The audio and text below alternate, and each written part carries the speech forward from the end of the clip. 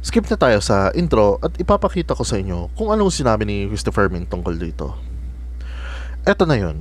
Ayon sa aming source, pinaiimbestigan po sa pamilya ni Bea Alonso kung ano ba talaga ang trabaho ni Dominic Roque.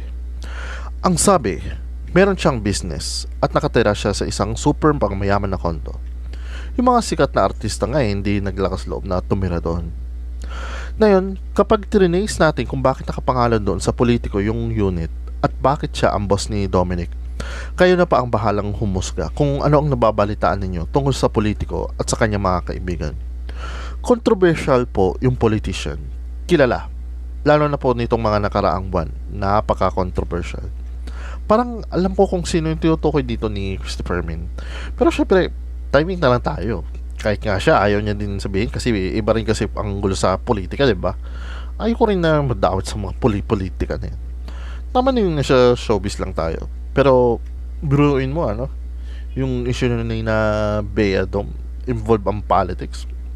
Grabe. Anyways, yan lang ang balita ko sa ngayon. Ako si JP, Showbiz Supporting.